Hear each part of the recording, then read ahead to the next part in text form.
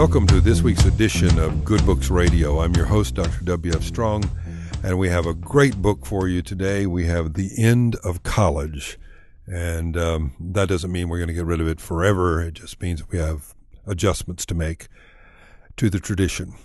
But before we get there, I need to thank our underwriter, audiobooks.com, who underwrites this program, and to tell you that if you like this particular segment, you can catch it again on our Facebook page or on our YouTube channel, Good Books Radio.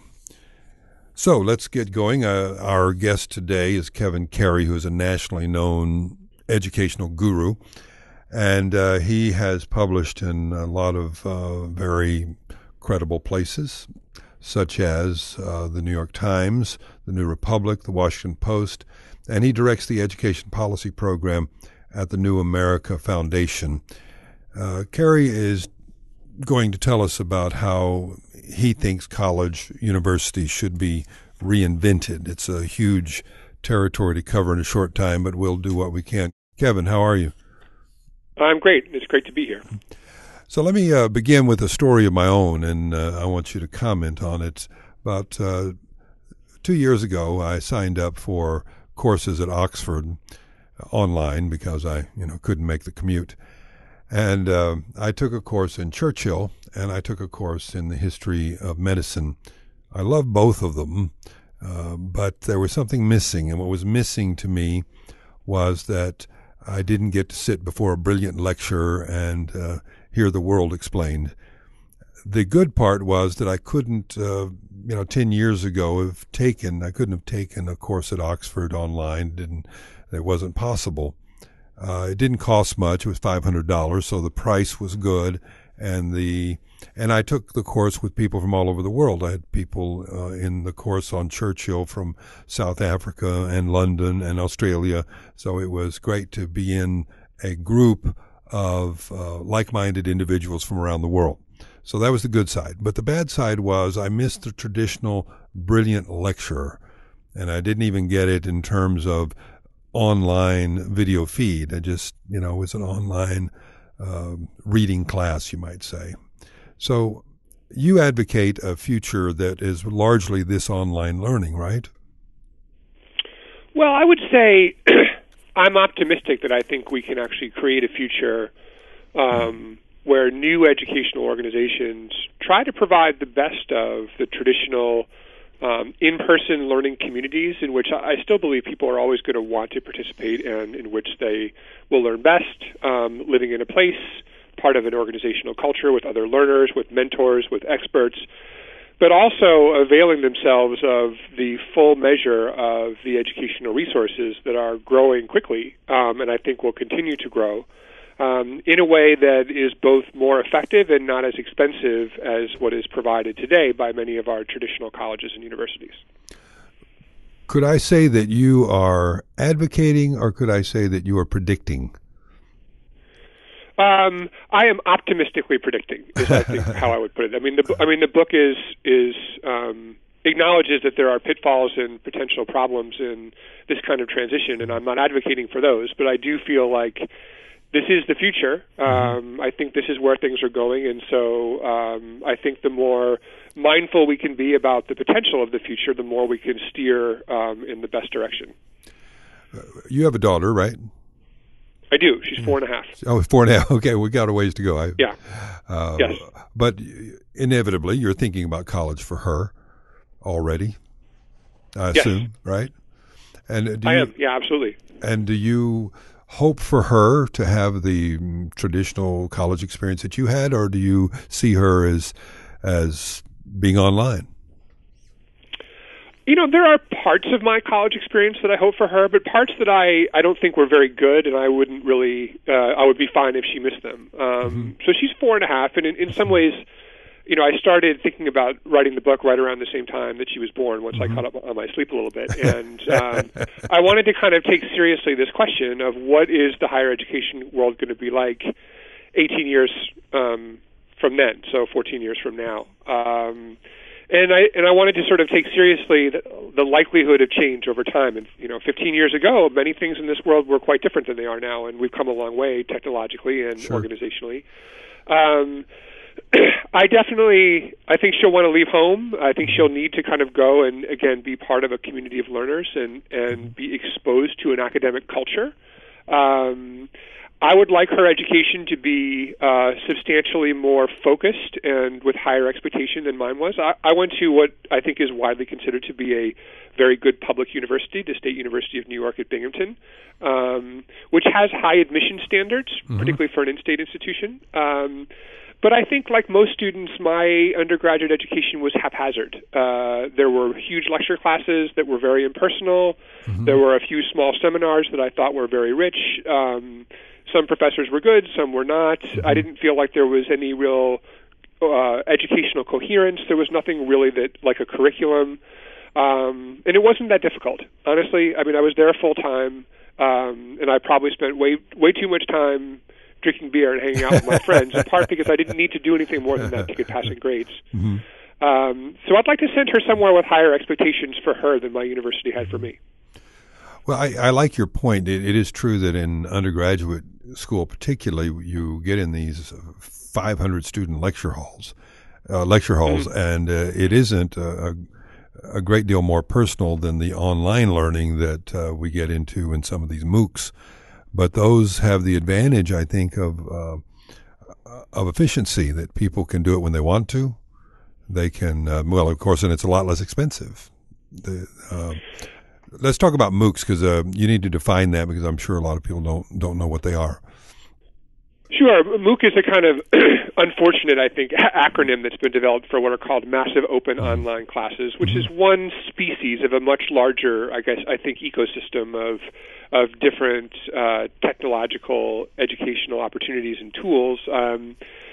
I took a class, a MOOC, through the edX platform, which is run by Harvard and MIT, but I know the University of Texas system is part of it also.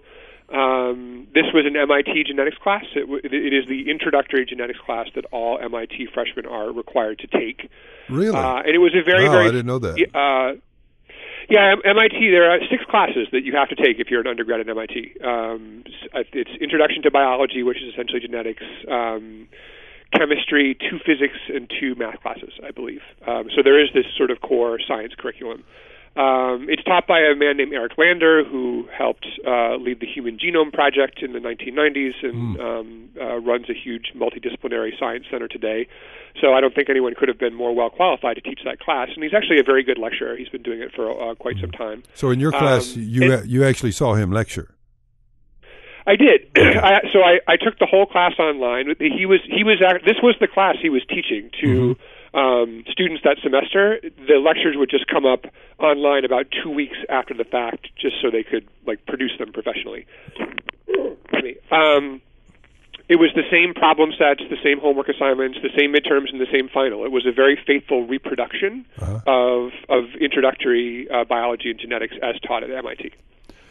I guess that's my concern, is how do you have 20,000 people online and test all those people in a way that's credible? Well, it was again, I think we have to make a distinction between the optimal kind of resource unconstrained educational environment for students and what they're getting right now in a lot of places. So this was a test that involved solving problems, answering questions, some multiple choice, some what is the answer to this question in a way that's easily gradable. It was all machine scored, but it was the same exam that the actual students were taking. Okay. So in that particular subject, it was possible to test knowledge in a credible way. Now, if this had been an English literature class, it would have been a different proposition, no doubt. Yes. But for this exam, they were able to test like that. I do believe that there is a bright future for what you're talking about, because I remember reading years ago this wonderful essay by Dr. Holt out at Berkeley, written back in the 60s. And his problem was, what he got upset about was this idea of entrance requirements. He said, I don't know why a university has to have entrance requirements. Why do we stamp on someone's head unqualified before they even try? He said, shouldn't they be able to try? And if they don't make it, they don't make it. But why do we pre-reject people? because a lot of people will succeed on the basis of discipline and persistence. Yeah, I think that's right. No, I mean, a lot has been made about the fact that the large majority of people who enroll in these MOOCs don't finish. But you have to kind of take a step back and look at the numbers involved. So for a very elite university, maybe 20,000 people enroll. They admit 10%, and almost all of them graduate.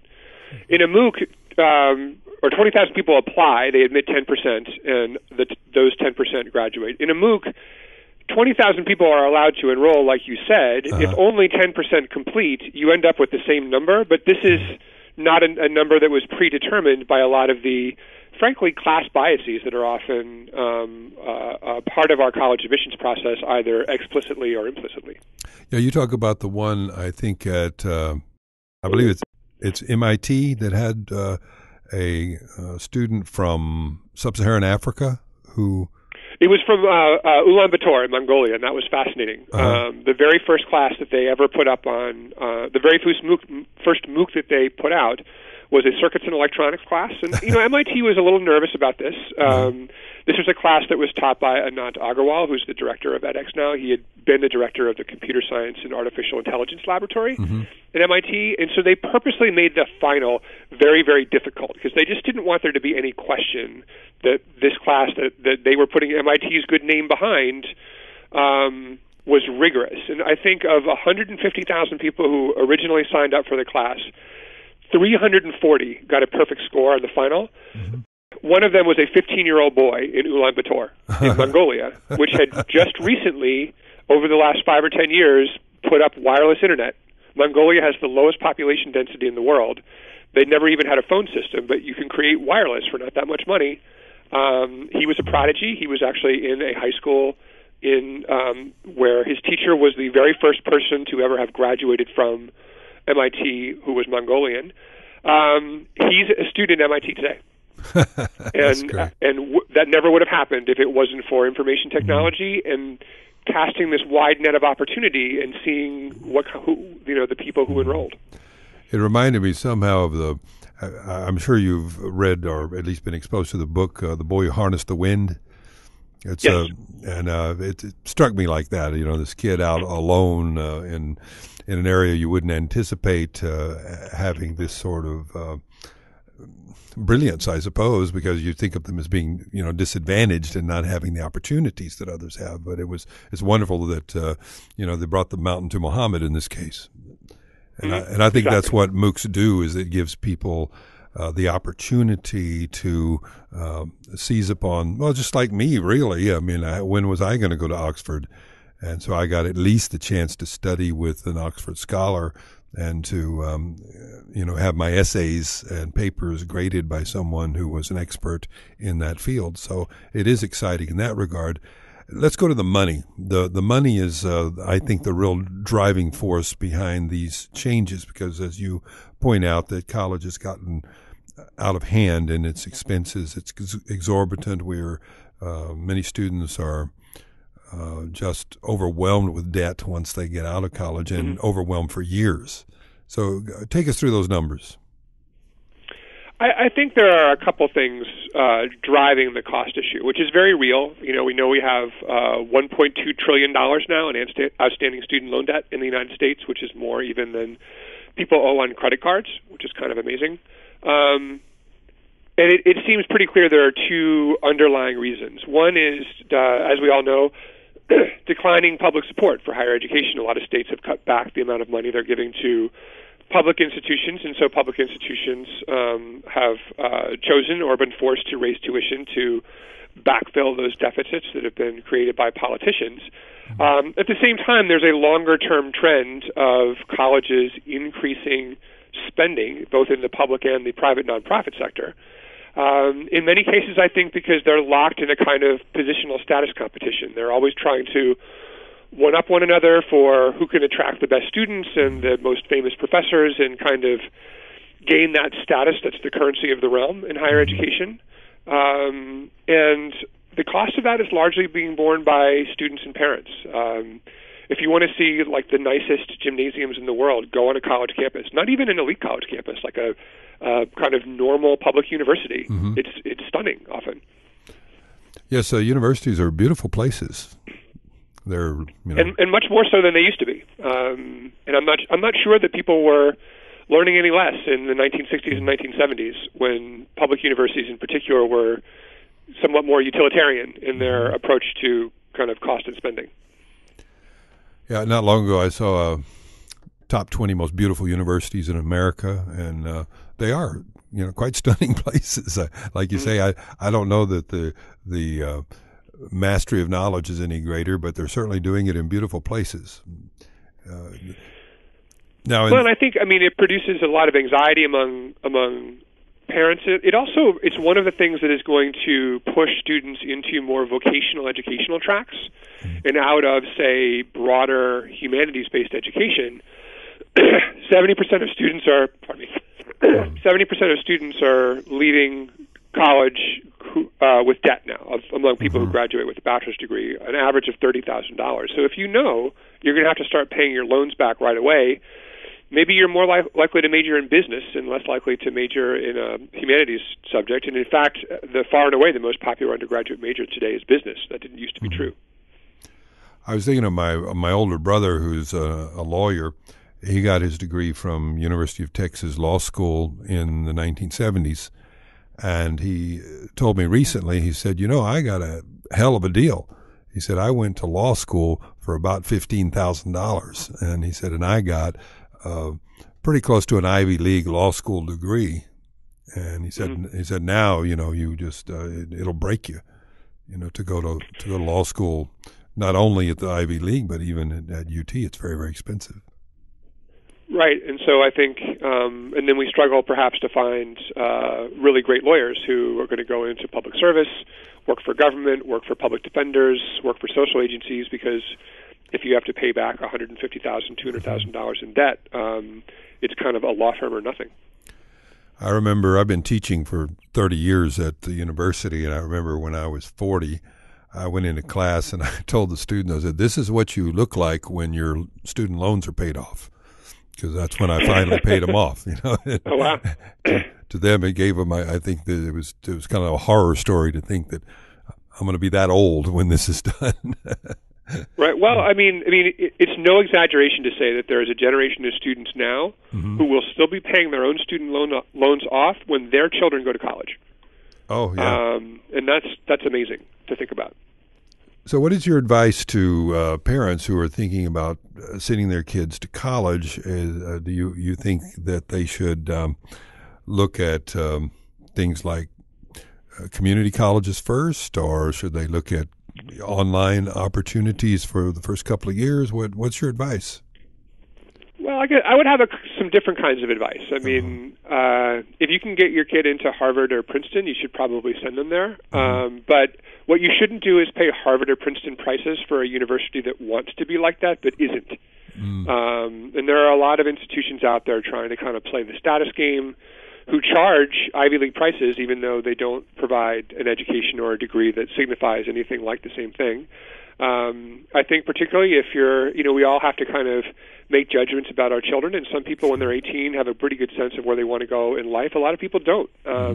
If college is going to be more of a exploratory and kind of maturation period for your child, a year off might be a good idea. Community college might be a good idea, or a good, affordable public university. I would really caution people against borrowing large amounts of money to pay for undergraduate degrees. If you have good public options available, save your money for grad school, because there's a good chance that your child may need that kind of extra credential at some point. I also think, for younger kids, again, my daughter's 4, for parents with younger children, I think we should prepare our students to learn in a world where you don't get your entire education from one institution. I think the future will be more complicated, even though I absolutely think that people will want to be able to form close relationships with academic organizations, places where they live and learn with other students. They will also learn with students from all over the world in very large and diverse and interesting in ways that we haven't figured out yet learning communities. And so they should start to get used to those modes of education, and not just kind of traditional ways of learning, because I think that will not prepare them to learn well and live well in the world that is in front of us. In my background, I benefited, I would say, 50% from the students I went to school with. I mean, in other words, 50% of my learning came from the students I was in class with, particularly true in graduate school. Yeah. And I think that is always going to be the ideal environment for a lot of students, although we shouldn't lose track of the fact that the typical American college student is not an 18-year-old living in a dorm. We have huge numbers of people who are non-traditional in some way. They're attending part-time. They're over the age of 25. They have families. They have jobs. They're married. Mm-hmm. For a lot of them, something that is more technologically oriented, because it allows them to continue with their lives and careers, may be the best solution. And we talked earlier about people around the world.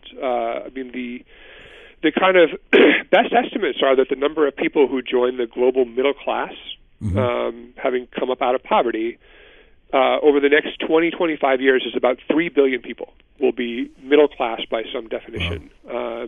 A lot of them are really going to want education. If you can put a roof over your child's head and provide food and shelter and safety, the next thing is education. We can't afford to build 1 million new American-style expensive research universities for all of those people. It's just not tenable. So a lot of the future of global higher education will certainly be technology-based and substantially online. Our kids are going to be competing with those people and collaborating with those people in the global economy, and so we need to keep up before there's kind of a leapfrog effect where, and I do think some of the real innovation will be outside the United States. I taught a class online a couple of years ago, and I found it interesting because I had students, again, kind of like my Oxford experience, I had students from about 8 different time zones. And so, I had for some people it was breakfast, and for some it was dinner time. And so they were, logging on according to their own convenient schedules. And as I like to say, the other great thing is you don't have to get dressed to go to class. You can sit there in your flip-flops and underwear and take class if that's what you want to do. I did. They could see me, but I could hear them only. But I suppose over time that technology will be developed to where you will have more of the traditional interaction, or at least it'll be possible. Yeah, I talk in the book about a new college called the Minerva Project, yes. Which just enrolled its first class of students this last fall. And it's entirely a seminar-based education, so it's not massive at all. It's not open. It's actually a very exclusive institution, which demonstrates, among other things, how MOOCs are only one piece of a much more complicated ecosystem, as I say. But all of their seminars are conducted online with a combination of audio and video and a high degree of interactivity. Mm-hmm.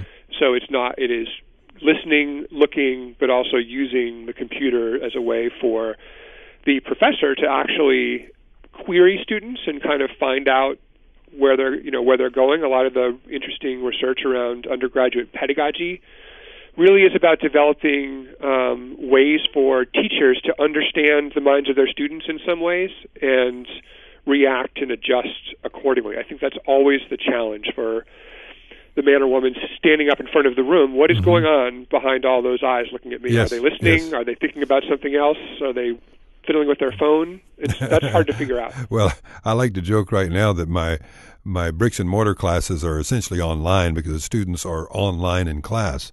They have their laptops open. Yeah, yep. It's the big struggle to keep them present, in this room and not, cruising some website in Europe.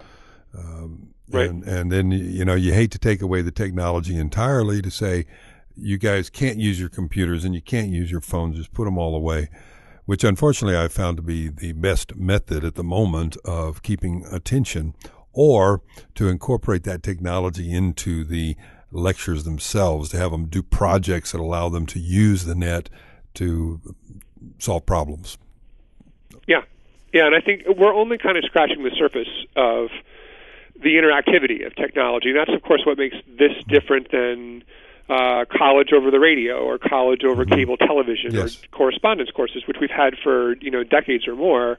It is interactivity in real time that is among the kind of really interesting things that we're experimenting with and learning to get better with over time, which is one reason I'm optimistic about this idea of the University of Everywhere. I think we will continue to iterate and improve in ways that will mean a lot. Well, I also think about it a great deal because, like I said, I've spent my life at the university, and I try to wonder about how I can make adjustments to do this better myself. How can I bring technology into the classroom? How can I take my lectures and develop them into a new and vibrant kind of form that will reach more people, not only in the traditional sense, but in MOOCs and other things. So it's really an exciting time. But a book like yours is also frightening because, you're trying to put me out of business. Well, I think per your question, I think this is mostly just my sense of where things are going. And I mean, we rightly value our colleges and universities. They are among the most important American civic institutions. We rely on them to transmit our civilization from one generation to the next. And it can be difficult for institutions to get caught in the kind of economic transformation that technological development often has. And I would like to sort of have a conversation where we can look clearly into the future and adjust now so that our great institutions of higher education can continue to be great in new and better ways. I think one of the developments that is shedding light on the potential future is things like Xbox Live, where you have all of these people online learning from each other, really. They're a community. And those people might be well suited for the educational model that you predict will come about. It may be that the rest of us will catch up with the future they're creating in their online gaming, for instance. Yeah, one thing I like to emphasize is that the future of education is not solitary. There are lots and lots of ways that we can connect with one another over a distance, and the distance that intermediation creates, I think, will continue to collapse as technologies improve. It is kind of amazing. It's not as if young people can't focus and can't learn things. You see them in some of these video game environments, and they're very focused, and they create communities, and they're very motivated. And there's kind of a side branch of educational theory thinking about how, game dynamics can be worked into education. I think that's also interesting, and maybe some things will come of that. It's also worth noting that the typical software developer will spend about $100 million sometimes to create the most expensive video games. No one has yet spent $100 million or even anything close to it to try to create, say, the world's best massive engaged freshman biology class. That has never been done. Even the topmost estimates for some of the classes out there, hundreds of thousands of dollars. So if we can get hundreds of smart people together to create great video game software, certainly we could find the money to create great educational software. We just haven't done it yet. That's a very good point. I'm going to remember that for a long time, that we haven't put that sort of effort into creating the magical pedagogical experience. The book, again, is by Kevin Carey, The End of College, Creating the Future of Learning and the University of Everywhere. Thank you so much for coming by, Kevin, and for talking to us about the future of education and your predictions of what will be. Certainly a lot of food for thought here. Thanks so much for having me. It's been a great conversation. The book, again, The End of College. And if you'd like to hear this interview once more, you can get it on our Facebook page or on our YouTube channel, Good Books Radio. I'm Dr. W.F. Strong, signing off, hoping all your books will be good reads.